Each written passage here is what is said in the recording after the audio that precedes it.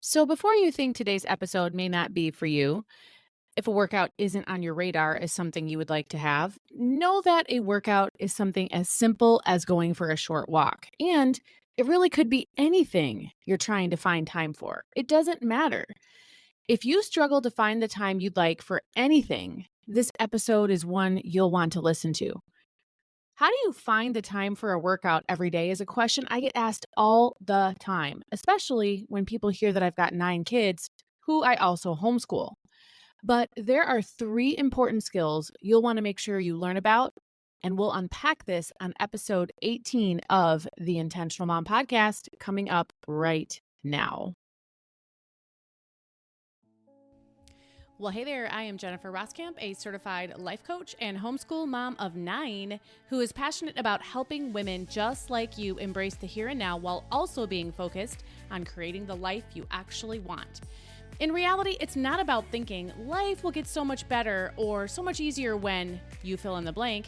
Let's work on creating a life you love now. So let's dive in and get started on redefining Supermom to be someone who is present, intentional, and content rather than perfect in our homes, in our lives, and in our own skin. Let's get started. This is the Intentional Mom Podcast.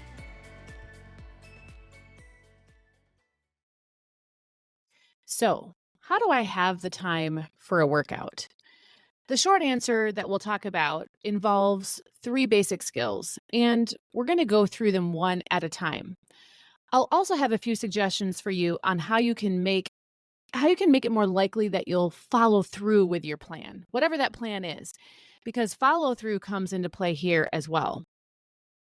So, first, there's an important understanding that you must have here when dealing with the how do I have time for question. The answer is I don't have the time, I make the time. And this brings us to the first skill that you need to learn about to answer this question and make this happen, which is time management. The number one issue people in my audiences have had as long as I have been in the online space, which is almost 10 years now, it's time management. And so, for this reason, I talk about time management a lot, and there's a lot to say here. But for our purposes here, there is a pretty black and white issue at play.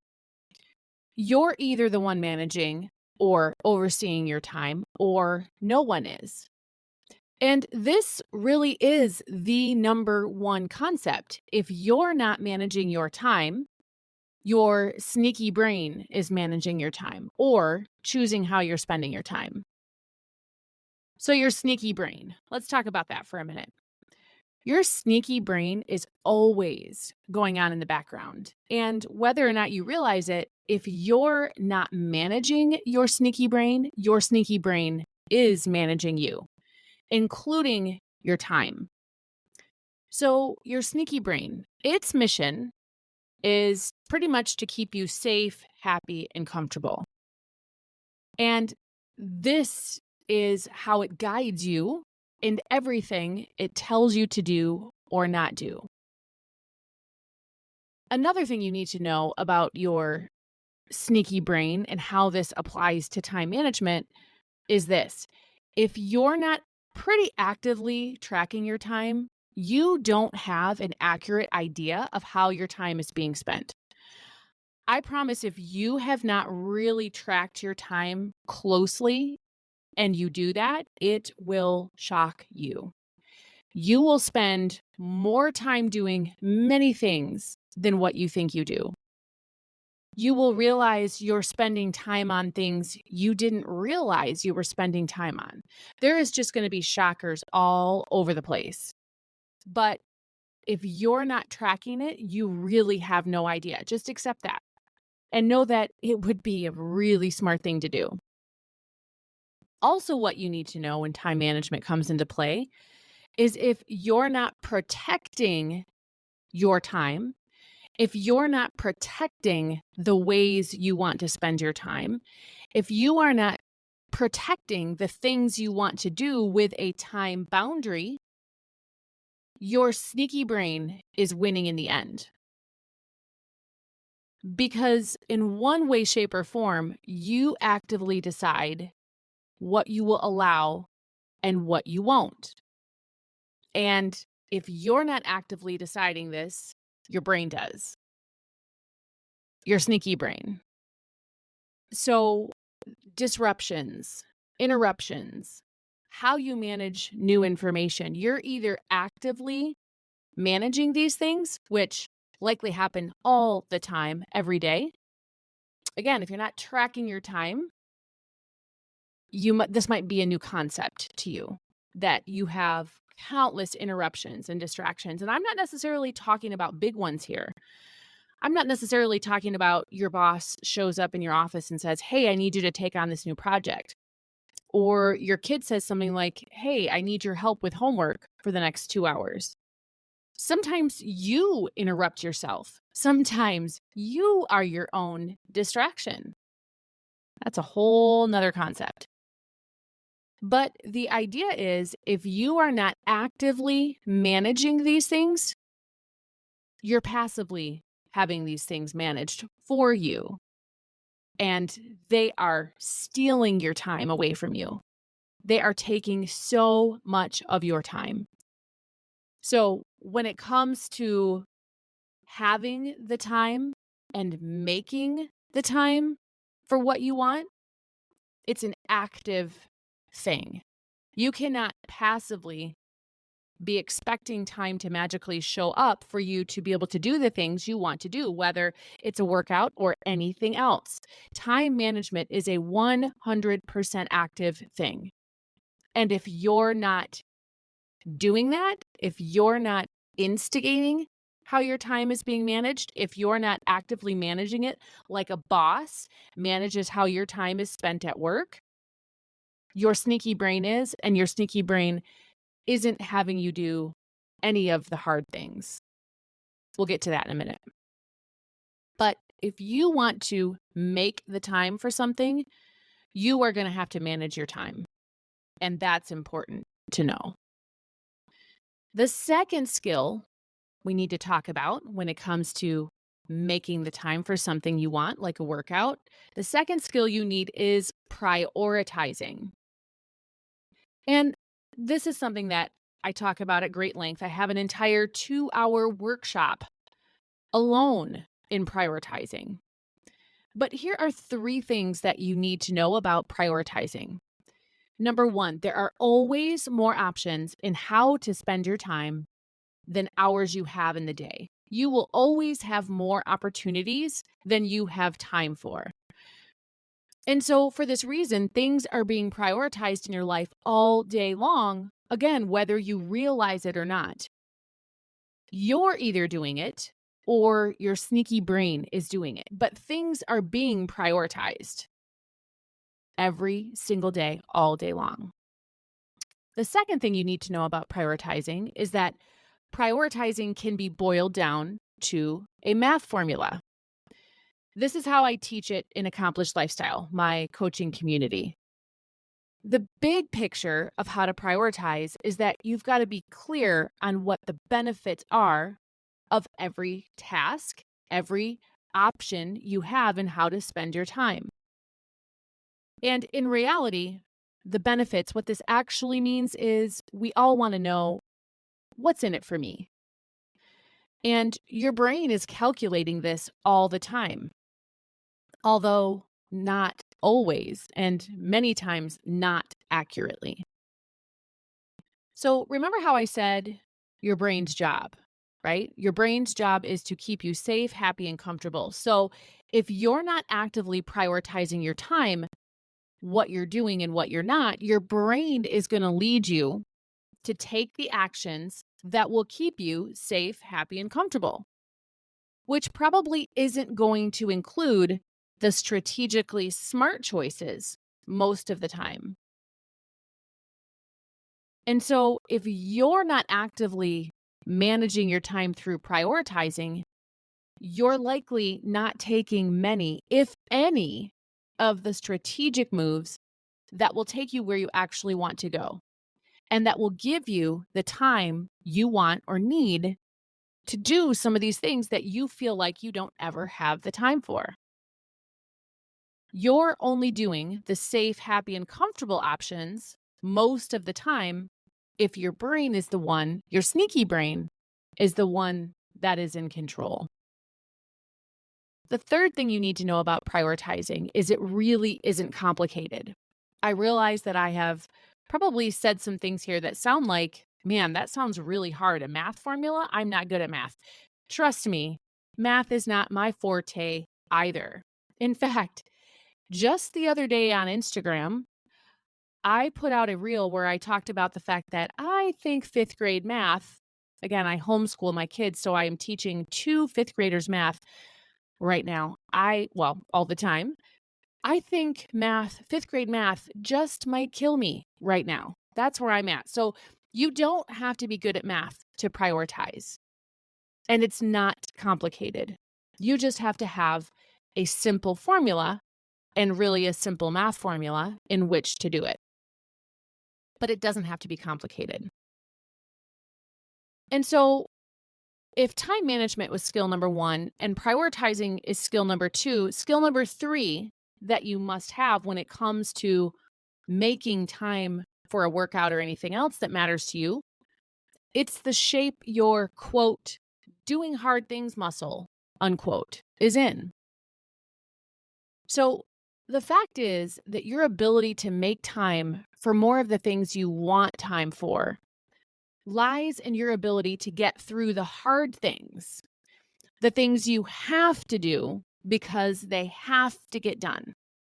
You know, all those things you don't really like to do, all those things you have to do, but you don't enjoy doing, the mundane things, the things that you have to do that feel frustrating because as soon as you do them, they get undone. Your time every day includes a good amount of these things. But your doing hard things muscle determines how effectively you do those things and how efficiently you do those things. And if that muscle is out of shape, well, you've got a problem. In reality, if your doing hard things muscle is out of shape, you allow yourself to take way longer than you need to get these things done. Here are just a few of the ways you do this. You take breaks. You allow your mind to wander, or you don't reel it back in. And again, some of these things are taking place without you even realizing it. Me mentioning these things might be the first time you've really given these thought, but I encourage you to really give these things thought. Because if you struggle to find the time for the things you want, no matter what they are, you need to be aware of these things. You need to know that you allow yourself to take a lot of breaks. Again, assuming that your sneaky brain is the one driving the ship. And again, if you're not actively driving the ship, if you're not actively driving the car, this is how I talk about it so much. And actually, I'll touch on that again here in a minute. But if you're not the one actively driving the car, your brain is. Someone is driving. Someone is navigating the things you do and don't do every day. So you're taking breaks. You're allowing your mind to wander. And you just drag yourself through whatever it is that you're doing that you really don't like because, again, it's not something that you're good at doing, or it takes you out of your comfort zone, or it's one of those things that just overwhelms you. These are important things to recognize. This week, I said this to those people who are in level 4 of my coaching community. It's called Accomplished Lifestyle. This was a pretty big mic drop moment that I didn't even realize was there. But what I said was, motivation isn't something you find. It's a choice you make. I'm going to repeat that again in just a minute, but motivation comes into play here, of course. Because when it comes to how you spend your time, you're either motivated to spend it efficiently, wisely, and in a way that includes those things you don't necessarily like to do, want to do, but you know you need to, you know you have to. Motivation does come into play. Okay, so let me repeat that. Motivation isn't something you find, it's a choice you make. And it was one of those mic drop moments because I didn't even realize it was there until I said it. Like, it was in my outline for the lesson I was teaching, but I didn't realize the power in those words until I just said them. Motivation isn't something you find, it's a choice you make. And that really can feel like a sucker punch, but it's so good. I get asked this from coaching clients all the time. They say things to me like, I'm hoping you can help motivate me. I'm hoping you can help me find my motivation. In reality, I can't help you or anyone else uncover why you're not taking, I can't give you the answers, right? My job is to help you uncover why you're not taking the actions you really want to take. Or in this case, prioritizing the things you can't seem to find the time for, like working out. I can ask you these questions because this is what any good life coach does. We ask you really good questions that help you really uncover why, in this case, you're not motivated to do something. But here are two important things that this truth means. Again, the truth that motivation isn't something you find, it's a choice you make. These are two important things that you must realize. Number one, you're choosing whether to be motivated or not. You have to own that. And that's really the thing. That's the thing that happens with intentional living, which is what I'm all about as a life coach. You are choosing whether or not to be motivated, and you have to own that. You have to own the hard things. You have to own, again, with any good life coach, you have to realize, and one of the most, if not the most important thing that you must start with is taking ownership of your part in the results you're currently getting. And if the results you're currently getting, if your circumstances, if your reality right now doesn't include the time you want or the time you need for the things you want, you're choosing that. You have to own that, and that's okay. Ownership is the first step in changing it. You have to realize, and you have to realize it, and you have to allow yourself to accept it and take ownership of it before you can change it. And changing it is how we get on that path to the life we actually want to have. But that's the first truth you need to understand. You're choosing whether or not to be motivated. But here's number two is really the very best truth. Because if you accept this truth and if you have to take ownership of your results, know that you can choose differently. You won't have to wait to feel more motivated. Again, you don't have to wait to feel more motivated because 99% of the time you certainly won't. But it's likely what you're waiting for. So often we're waiting just to feel like motivation is there. And most likely it's not going to be there. But again, it's this catch-22, and it's because you're human. There's nothing wrong with you. This is what we do as humans. And this is how humans handle the motivation needed to do the things that your brain doesn't want you to do. Your brain doesn't want you to be unsafe. Your brain doesn't want you to be unhappy. Your brain, that sneaky brain, doesn't want you to be uncomfortable. And what's behind door number two probably has more of those attributes.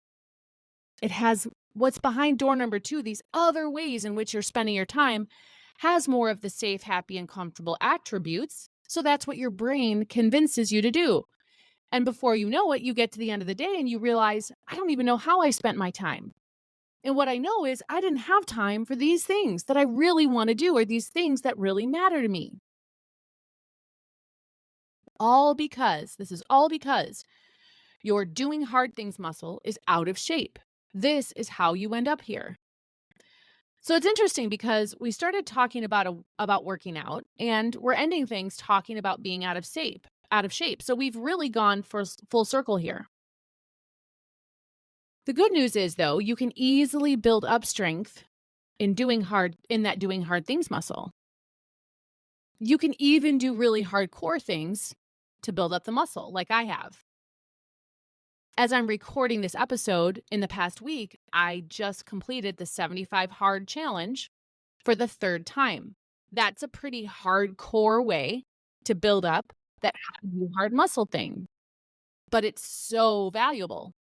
So valuable that I have willingly signed up for 75 days of muscle building for that how to do hard things muscle.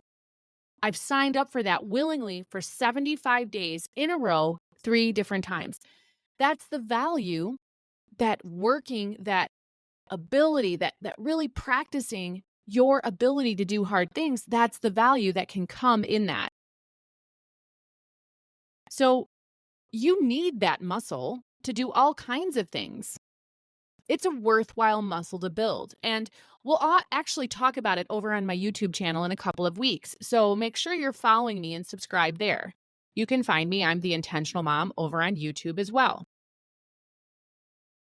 So again, just to review, you're not going to have the time for the things you want. You're going to have to make the time. And you're going to have to do that by knowing and practicing these 3 basic skills. Number 1 is time management, active time management. Number 2 is prioritizing, active prioritizing. And then having a how to do hard things muscle that is in good shape. Those are the skills that you need in place in order to have the time, make the time for the things you actually want to do. That's what I had for you today. Make it a great one. Wow, that was so much great stuff. There was so many good things in that episode. Make sure you download that one so that you don't lose this, because you'll go back to this time and time again. Share it with someone who needs to hear this. If you've got a friend who struggles to find the time for the things she wants to do, share it with her. And make sure that you're subscribed to The Intentional Mom over on YouTube so that you can work with me on building that how to do hard things muscle. So, in the next episode, it's one of our guest episodes, and you are going to laugh while you learn. We're going to be talking with Jamie Nato. And if you're not following her on Instagram, oh my goodness, you need to be. She makes these Target runs where she's like, what is happening with these clothes? And she actually tries them on and she points out all of the quote unquote positive attributes. Nothing against Target, but there is something going on with women's fashion these days, and Jamie is there to help us try to figure that out. But in reality, we're going to be talking in this episode about something that is such an important thing. She's a woman who has more recently been diagnosed with ADD, ADHD. And so we're going to be talking about how to manage yourself if you're someone who has ADD, ADHD, or if you live with people who do, or you suspect that you do, or you suspect that someone you live with does. It's going to be a great episode that, again, is going to have you laughing, but also learning such valuable skills. Whether ADD or ADHD is actually on your radar or not. So until next time, why not get out of the back seat where life happens to you and into the driver's seat where you've got more control over where you're actually going and what you're doing each day. This is one of the core messages you'll hear from me no matter where you're listening to me, including right here on the Intentional Mom podcast. So I will see you in episode 20. Come prepared to laugh, come prepared to learn. It is going to be a good way to spend your time. We'll see you then.